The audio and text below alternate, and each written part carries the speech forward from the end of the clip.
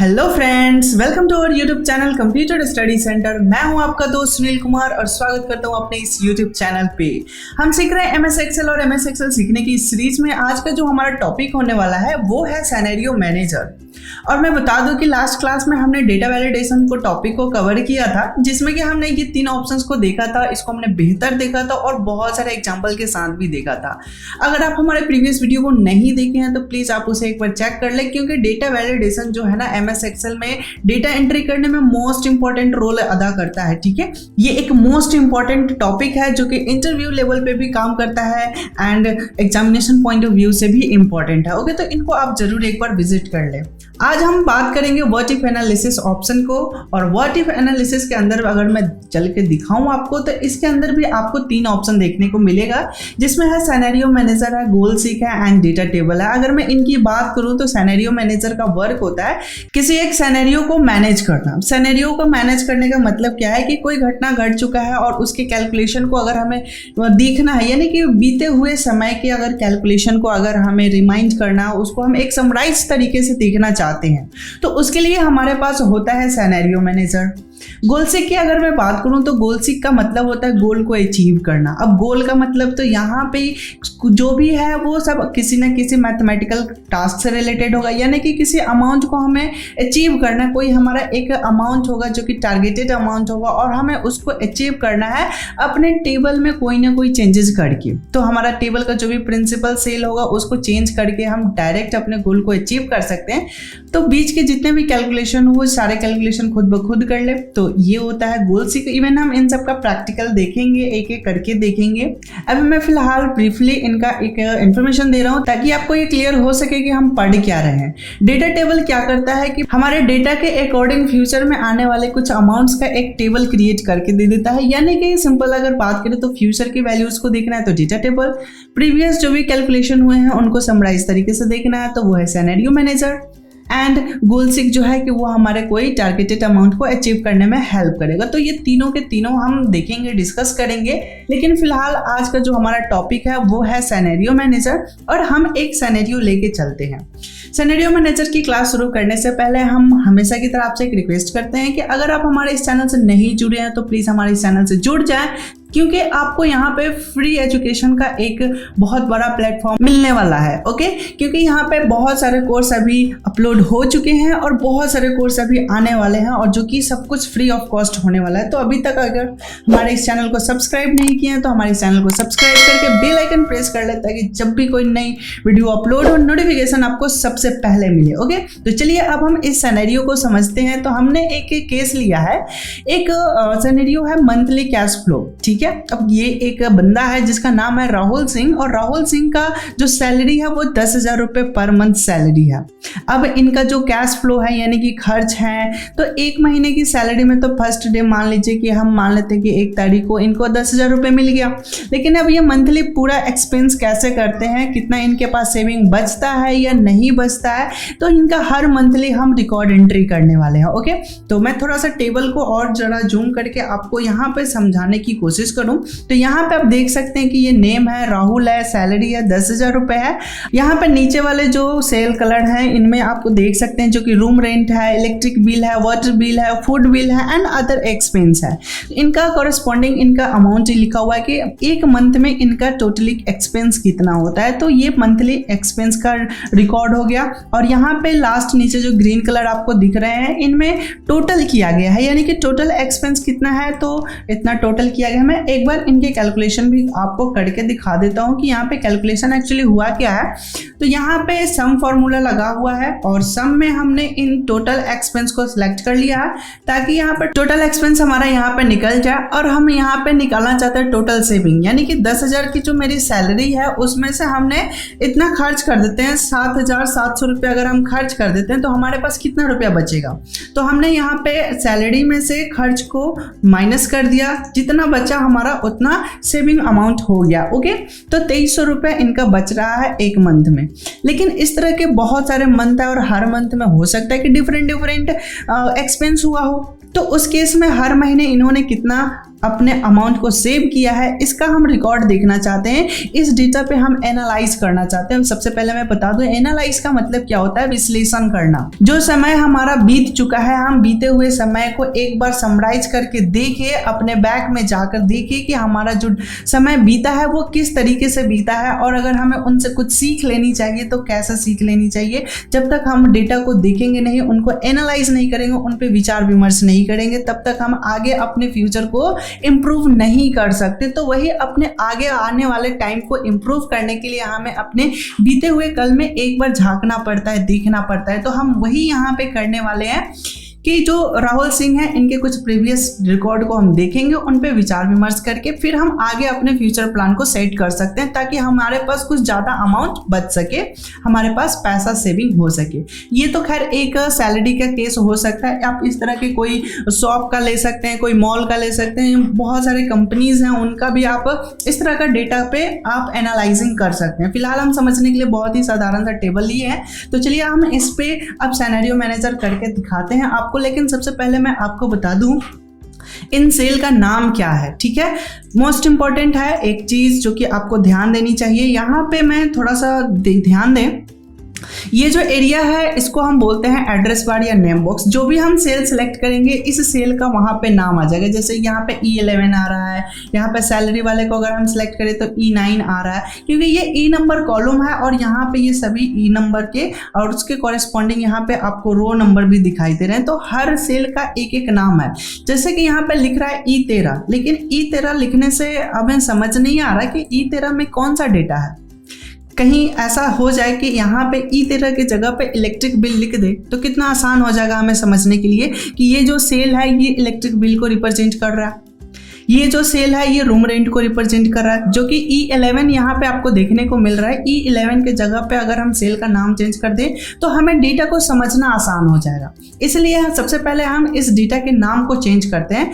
वैसे हम यहाँ पे ये भी कर सकते हैं कि जिस सेल का नाम चेंज करना है उसको आप सिलेक्ट करें। सिलेक्ट रखते हुए आप वहाँ पे जाएं, नेम बॉक्स में एड्रेस बॉक्स भी उसको बोलते हैं, और यहाँ पे जाकर एडिट कर दे। जो भी आप नाम देना चाहते हैं वो नाम दे दे। जैसे कि मैंने यहाँ पे सैलरी लिख दिया और एंटर बटन प्रेस कर दिया। अब इस सेल का नाम क्या हो गया, सैलरी।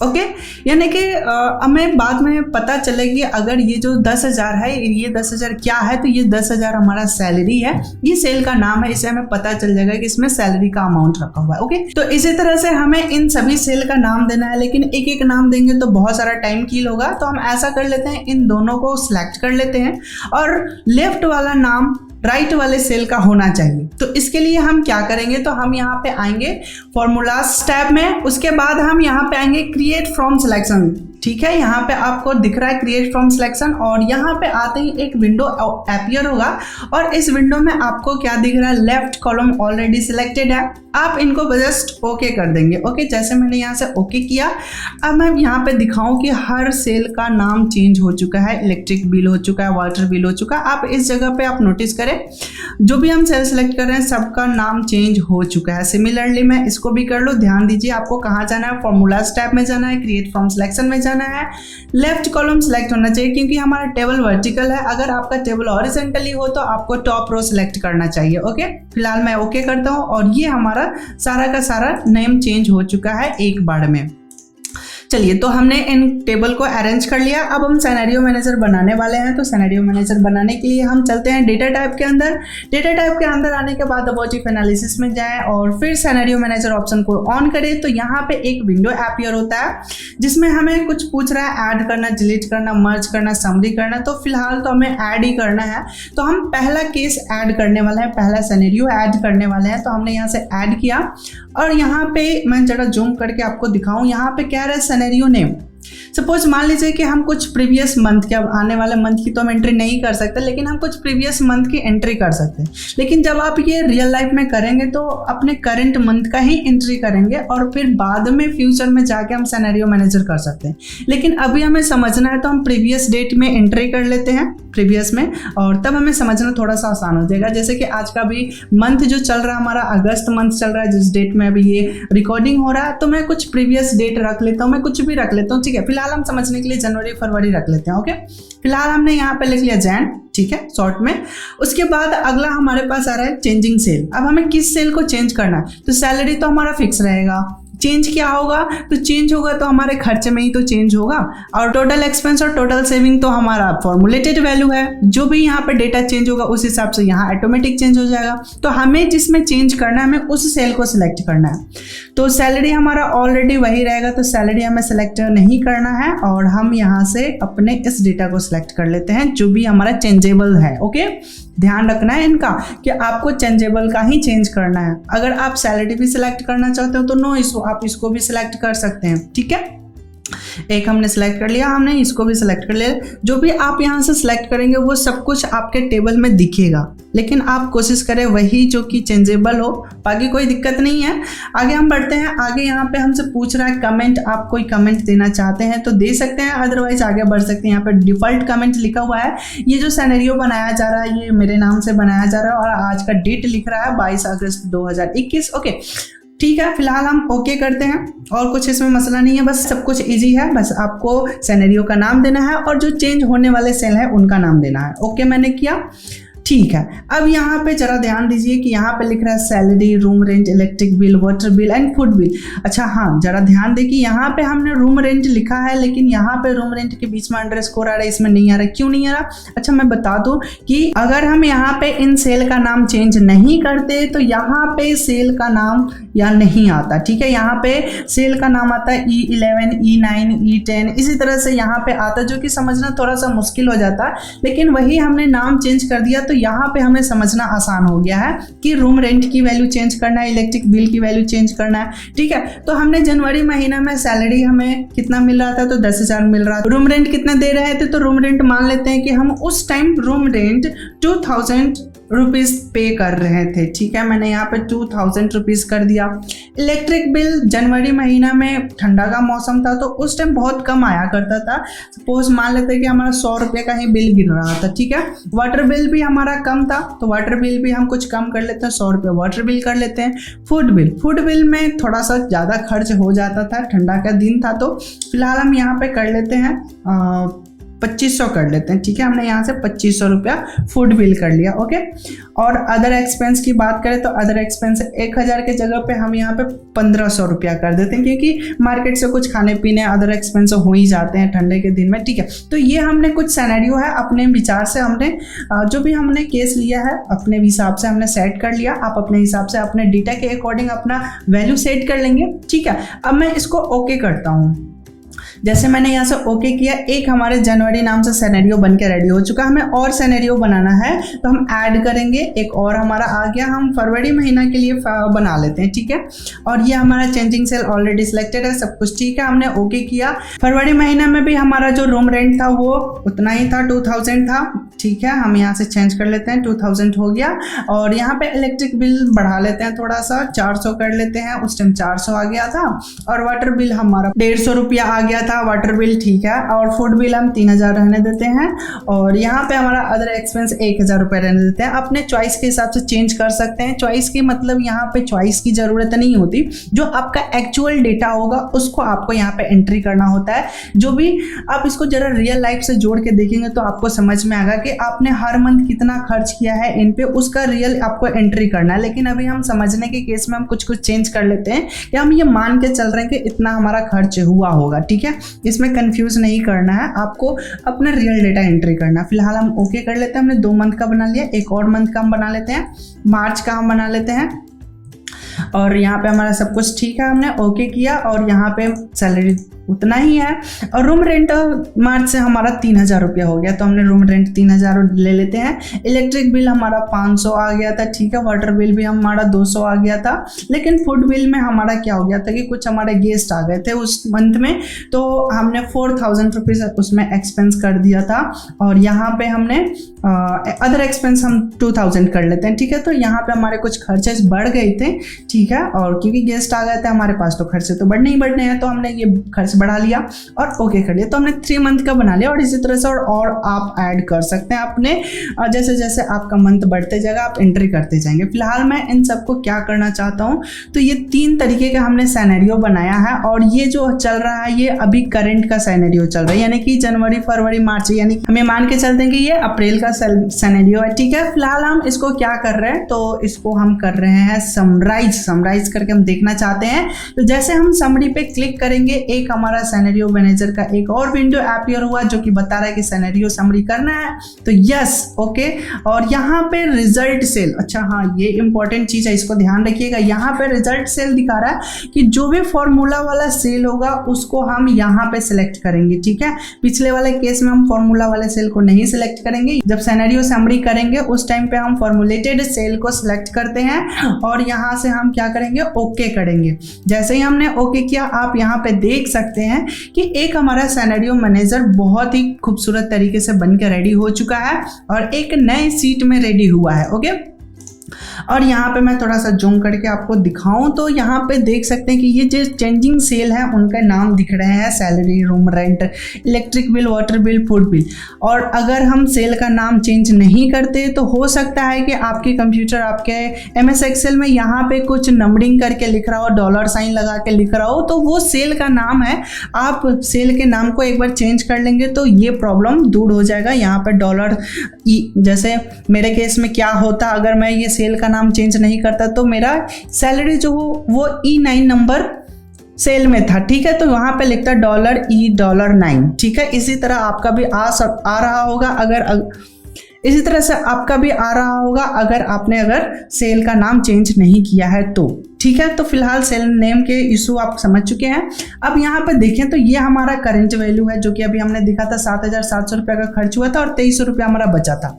जनवरी महीना की अगर हम बात करें तो जनवरी महीना में ये हमारा खर्च का लिस्ट है। टोटल एक्सपेंस हमारा इतना हुआ था 6200 रुपया, 10,000 की तो सैलरी फिक्स ही थी और उसमें हमने जनवरी महीना में कितना बचाया था, तो 3800 रुपया बचाया था।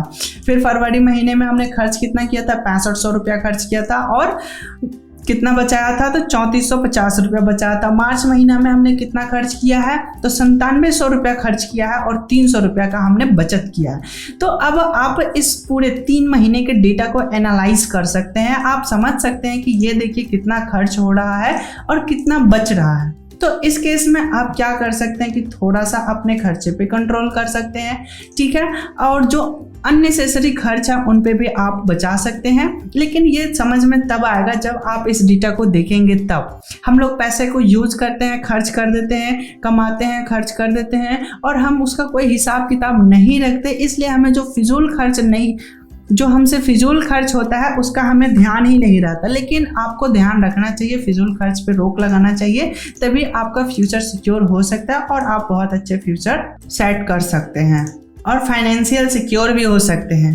तो मुझे उम्मीद है कि आज का ये छोटा सा क्लास आपको पसंद आया होगा, समझ आया होगा, क्योंकि मैंने बहुत ही बारीकी से इसको एक्सप्लेन किया हुआ है। थोड़ा सा बोरिंग हुआ होगा, थोड़ा सा स्लो हुआ होगा, लेकिन बहुत ही हमने बारीकी से इन सारी चीज़ों को एक्सप्लेन किया है।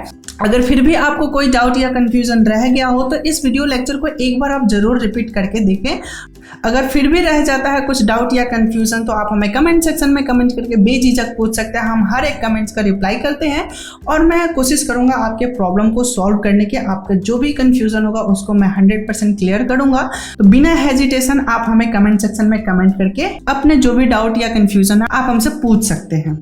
अगर ये वीडियो आपको पसंद आई हो तो हमारे इस वीडियो को एक लाइक करें, लाइक करके हमारा मोटिवेशन बनाएं। और अगर अभी तक हमारे इस चैनल से नहीं जुड़े हैं तो प्लीज़ हमारे इस चैनल को सब्सक्राइब करके हमारे साथ जुड़ जाएं और बेल आइकन भी प्रेस कर लें ताकि जब भी कोई नई वीडियो अपलोड हो आपको सबसे पहले अपडेट मिले। और इस वीडियो लिंक को अपने दोस्तों के साथ भी शेयर करें ताकि वो भी एक फ्री एजुकेशन का लुत्फ ले सके, अपने नॉलेज को इन्हांस कर सके, अपना फ्यूचर सिक्योर कर सके। Thanks for watching this video and take care, bye bye.